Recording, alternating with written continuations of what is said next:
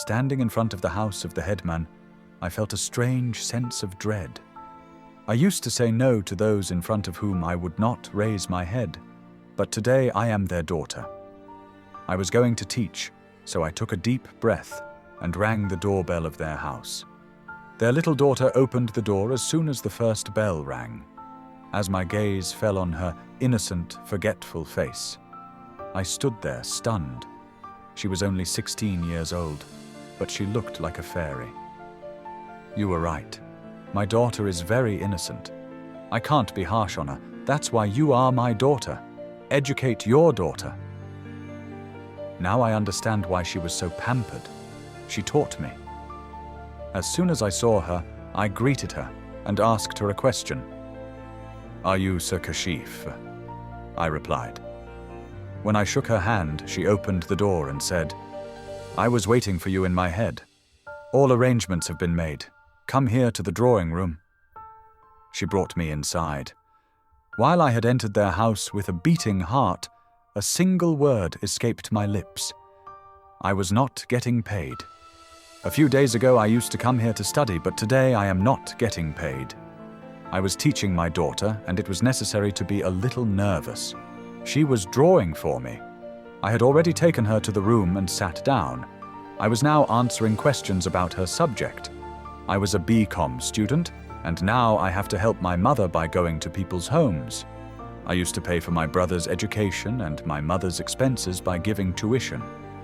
Dad, they passed away during my childhood. A few years after my marriage, when I was born, they were abroad. We had gone so that we could take care of our needs in the best way possible, but perhaps God had something else in mind. 2 years later, when they were returning, their plane crashed. It was over, and since my mother raised me, she used to work in an office where they used to get a good salary. She raised me to be so educated and literate. I had given up. My pride could no longer bear to let my old mother go to work in the office. That's why I started giving tuition in people's homes. Meanwhile, my teacher, who used to tutor me, asked me to tutor his daughter too. If I give tuition, they will give me a good package. I will ignore their words at any cost. I couldn't do it, so I silently bowed my head, but I didn't really care. He had no idea that his daughter would be so beautiful. She was only 16 years old, and my heart was uncontrollable after seeing her. My emotions were burning. She was now telling me about her studies, what she was doing. I asked her some math questions, in which she was quite good. I spent a few moments and had already realized that I wouldn't have to work hard for this girl. I won't even get my nose cut off, and I'll live in peace, I said, turning my neck. When I saw it, I clearly realized that there was someone at their house. Not even, I said questioningly, looking at her. Is there anyone in your house? No, she shook her head at my question and said, while looking at me, Yes, Papa, you know that there are coaching centers, but Mummy goes to her gym at that time. My brother and I are also in coaching with Dad. I am the only one at home. And now you are with me, she said with a smile, and I nodded with a soft smile. I was shocked. I found this very unpleasant. Indeed, my head was very rich. She had a lot of money, but she was so desperate to have her innocent 16-year-old daughter with a stranger. Leaving my daughter was a huge mistake, but I also paid more attention. I didn't think it was necessary, so why would I waste it thinking about something when I was getting the chance? I held her hand in the middle of the conversation. Not her hand, but her. It was a ball of cotton, very light, and I smiled and saw her face.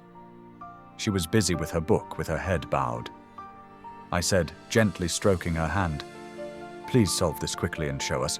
After that, we will prepare a little for English, and then we'll see science, I said with a smile. She was also busy quickly solving the question.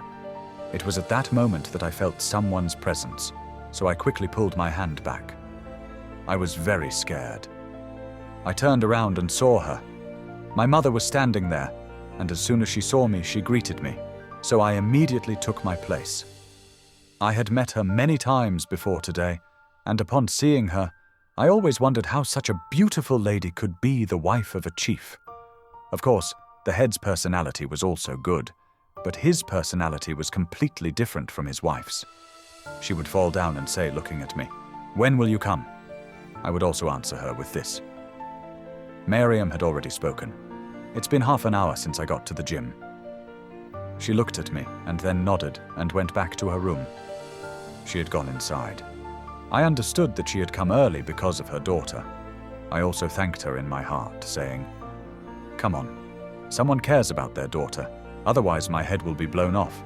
The situation is very strange. I have been teaching her for a long time. Now I have not made any move that would have aroused the slightest suspicion from the head's wife. Every now and then she was pacing around the room, and I realized she wanted to see how I am. I had also deliberately kept a little distance from Miriam so that they wouldn't suspect me at all that I had something else in mind. I almost told her. I had given 2 hours of division, and then I stood up. "Miriam, why don't you study more with me?" Sometimes she wanted to ask a question, sometimes someone looked at her, and it seemed as if she was already very excited to meet me. But I didn't do anything like that. I had not revealed it. I had left the rest of the questions for tomorrow and taken the outside path, but when they entered the house, they immediately greeted me with joy. He asked how I was doing. His son just greeted him and went inside. He looked at me and started talking about how his daughter was. He had also deliberately praised Miriam in front of her, saying that she was very good and hard-working. "It's a girl. I think this time she will get more than a 9 in matriculation." Hearing this, the smile on Miriam's face deepened, while her head also seemed happy. They had said, "If this happens, remember that I will make Kashif take care of you." I understood what he meant very well, so I nodded with a slow smile. I was shaken by this, and after taking permission from them, I set out for home, my face with a deep smile. It seemed as if I had reached my destination today. They also gave tuition at home, but the matter was different. They were quite rich and paid for tuition, and apart from school he also did business, which made him a lot of money. When I reached home, my mother was sitting in the lounge waiting for me. Today was my joy. I wasn't hiding it. I immediately clung to Mimi's chest while she was so happy. She had woken up and hugged me and said, "Whatever happened, my son is so happy." I smiled and looked at my mother's face and said in a low voice, "Just understand that your son has won the lottery. Just pray. Do as I think, and it will happen." Mimi looked at me in surprise and didn't understand what I meant. "What do you mean?" Shaking his head in the negative, he stood up and started to walk into the room, when suddenly he held my hand and addressed me, saying, "Kashif, I have raised you with great effort. Always remember one thing. I have entrusted you with my entire life. Please, in my old age, never subject me to such pain as I can bear." I couldn't help but turn around in shock after hearing what Mimi said, and looked at her in surprise. I started to see what she was saying. Before she could say anything else, I was at her feet. I sat down again and kissed both her hands and said, "John, come on. I will go, but I will not let an inch go against your honor. I know what you have done for me. What have you done? You have wasted your youth on me, and I will never repay you for it. I will not give in to shame. I will do my best. This is my promise." As soon as I said this to you, I gave her a loving kiss on the forehead, and my heart was beating strangely in the room, thinking about what I was thinking. I shouldn't have done that. That girl was also very innocent, and after listening to Mimi's words, I was also getting very worried, and a strange emptiness was forming in my heart. That mummy is absolutely right. I shouldn't do wrong to anyone. Tomorrow I will do the same to myself. The time will come, and if at that time I humiliated my mother in return, how will she feel? I was struggling with this struggle all night long, and when did I realize? Nothing was known. The next day I reached his house ahead of schedule as usual. According to him, there was no one at his house today, but I did not do anything like that. It was unbearable, but my eyes kept wandering to her innocent face. Suddenly, while talking, she held my hand. I held it tightly. I didn't pay attention, and then I just sat there teaching her. Even her mother is not there anymore. She had definitely examined me well yesterday, and I seemed acceptable to her. The moment I stood up after reading, my head was also raised. What they said today, I was a little surprised when she told me that, but then I shook my head. Sir said that she praised you a lot yesterday and wanted to read it even before you. But I was thinking that I don't know if you will say yes or not. But thank you very much that you believed me. His words had been on my mind the whole way. Why do you want to study with me? Time was slowly passing by. Now I was in Mariam's class. I had become too close with her, and she would share everything with me very calmly. She was very sincere and studied with me. I also started to feel good with her now. But as soon as I tried to cross my limits, I remembered my mother's advice. I used to say, "I have invested my whole life in you. Don't let me be humiliated in the end." This had already crossed my mind, but what could I do with my feelings, young man? I had now reached the age of marriage, and the girl sitting in front of me had stolen my heart. Only I and my God knew how much trouble I was going through. Mariam's condition also seemed different to me, as she became closer to me as we talked. She would touch her knee to mine, sometimes hold my hand and place it on her thigh. I felt really bad that day and even scolded her, but then I immediately apologized to her because she trusted me so much to teach. So when I came to her house, Mariam's eyes were wet, and I found it a little strange. At first I ignored it, but when my heart started to worry, I looked at her and asked in a questioning tone, "What's wrong, Mariam? You seem very sad to me. How are you?" She suddenly leaned against my chest at my question. This action was completely unexpected. While I was sitting there, completely silent, she was sobbing. She was crying, and I couldn't understand her crying. I spoke in a low voice until she told me how her problem would be solved. Problems are never solved by crying. There have been and there will be. Unless you say something, I won't help you. I was explaining to her very lovingly, and then, while crying, I heard what she said. Hearing that, I was furious. She started saying, "My uncle's son is my son. So, the relationship has come to an end. Mommy, there is a lot of sacrifice for it, but Papa is objecting because I'm still very young. They say until I can read and write and become something, he won't marry me. But Mimi says that girls should get married as soon as possible. It's just as good as it sounds, but I don't like it in my head. It has a very different temperament. He is very angry. I have always been afraid of him." I became silent after hearing her talk. The expression on her face had changed, and I couldn't help but say something while looking at her. "And what do I look like? Are you afraid of me too? When you hear me, you feel like they are afraid of me." She regained consciousness, and then very calmly separated from me and sat at a short distance. Her head was bowed, twisting her fingers in a low voice. She said, "You look very nice to me. I've never seen anyone like you. I have also seen you taking tuition from Papa. You are very good. Your quality is very good." I was very happy to hear that it was different from everything else. The desire in my heart was fulfilled. I wanted to take her with me now. I turned my eyes and looked outside. So there was no one at home yet. I held her hand with a pounding heart. When she looked at me helplessly, I looked into her eyes. Questioner said, "I started loving you very much the day I saw you. I had lost my heart for you, but because of your head and your age, I didn't say anything. But today, after hearing you mention someone else, I can't control myself. I found out. Do you like me? Would you like to spend your life with me? Yes, I will crown you. I can't give you a palace, I can't break the moon and stars, but I can give you a life full of happiness. I will give it to you. This is my promise to you." Upon hearing my words, her face turned red. She was bowed and had a smile on her face. which was evidence that she was satisfied. I hadn't even released my hand yet, and then what she said to me with her head bowed made me so happy to hear. She said, "I like you too." I am, and this love is very old. I decided that day when I was in the 8th grade.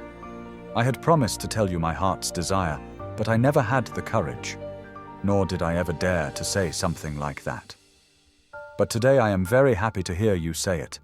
I can't describe my situation in words, but I jump with joy when I hear it. Time was passing slowly, and we were getting closer. I used to hold her close to me and teach her. She was also very happy in my arms. For a few days now, I've been feeling myself slipping away whenever she's near me. I used to smell the scent of her body, and my heart would forget to beat. Emotions would arise, but I would control myself because I knew that Mariam was still very young. But her mannerisms were very different today. She sat right next to me. She had put her hand on my waist and held me close to him from that moment on. She had never done this before when suddenly she was close to me and sat on my lap. I had arrived, and I looked at her, and she involuntarily placed her lips on my forehead. While holding it, she said that she loves me so much that she can't express it in words. She feels like she's melting when she hears me say how much I love her. It had been so long since I had tried to control myself, but now I have control. It had ended on its own, and I too had been leaning on her. The shadows of the evening had fallen, and we were both so lost in each other that we had forgotten all our senses. I hadn't taught her anything, so I came to my senses about 15 minutes before recess. I had taken her away from me. She was getting very weak, but I quickly pulled her away. I had ordered her to quickly fix her clothes, etc., because her mummy could be dead at any moment. Papa could come, and exactly as I thought, they arrived 15 minutes later. And I behaved exactly as usual, but they say that when a person makes a mistake, do it and don't regret it. That can't happen. I'm doing too much at home. I was in a state of anxiety, and to find a few moments of peace, I took that step. I had taken up the task for which my Lord had set limits. I was deeply saddened that if she was getting close to me and had wrong thoughts in her heart, I was older than her. He should have scolded her and stopped her, saying, "Not now, we both need each other. You are a stranger. Of course, you are getting younger. Such feelings can arise in you, but all this is not yet possible." But I used it for my own pleasure, and now I was feeling so sad that I sat up all night, crying, wondering what had happened to me. It's a shame. If my mother finds out about this, she'll be so sad. How angry would the boss be if he found out about this? How much respect did he show? You trusted me and left your beloved daughter in my care. I had disobeyed not only my mother but also my teacher, but I thought I said I wouldn't do anything like that again if Mary tried to do something like that again. If I dare, I will shake it off because the time for all these things has not yet come. As usual, when I arrived for tutoring the next day, she did exactly the same thing. I needed her to come close to me once again, but today I didn't feel a single thing from her. I had heard that, in fact, I had scolded her, saying, "Sit back, otherwise there is no one worse than me. You should be ashamed. Just because you're growing up doesn't mean you have to give up all your boundaries. Forget it. Focus on your studies. The exam is in a few days." Seeing my cold attitude, she completely ignored me. I was stunned, and while I had kept my mouth shut all day, she asked me several times. I asked her what happened that made her behave like this, but I ignored her every time. I said, "I am your teacher right now, so treat me like a teacher." Whatever the connection is, it's after tuition. Tears welled up in her eyes because of my harsh speech. There were tears falling on my heart, but despite that, I kept a stern face. If I had shown even a little leniency, then everything I was against would have happened again. Time was passing slowly, and I had taken care of myself a little. In view of the deteriorating situation in the religious community, I had softened my attitude again. But I also explained to her that you are growing up now, and such thoughts and feelings will come to your heart, but you have to control yourself. Being a woman, honor is very fragile. The person sitting in front of you is not your mahram. You have to accept that I can't do this until we are married. And she said while crying, "This will never happen, Papa. Never hand me over to you.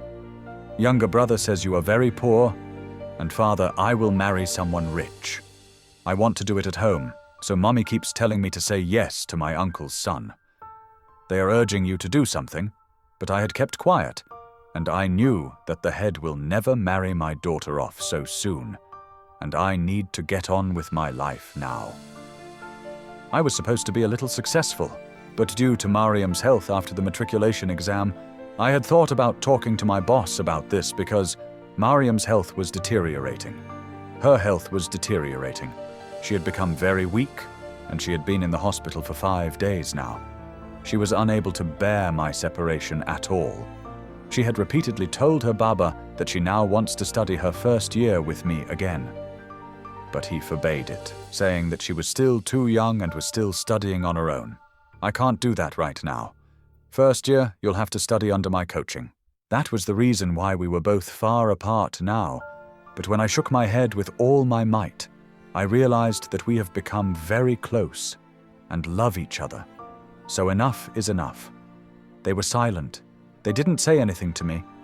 They just messaged me the next day and said they wanted to come to my house with my mother because she also loved her daughter very much. And considering her condition, they had fixed our relationship within a few days. I was married to Mariam with great fanfare, but her mother objected a lot. They had said that she was a child and would understand, but they had already realized that love at a young age could destroy a person. He never forgets his daughter's love at any cost. I got her married to me. I want to teach everyone a lesson. Girls should be innocent. You should never play with the emotions of girls who play with their emotions. Going forward, they also have to send their daughters off, so they should take thoughtful steps. Friends, please give us your valuable feedback in the comment section regarding this video. Be sure to let us know, and if you like the video, please like it as well. Be sure to subscribe to this channel to see more such new videos. Thank you.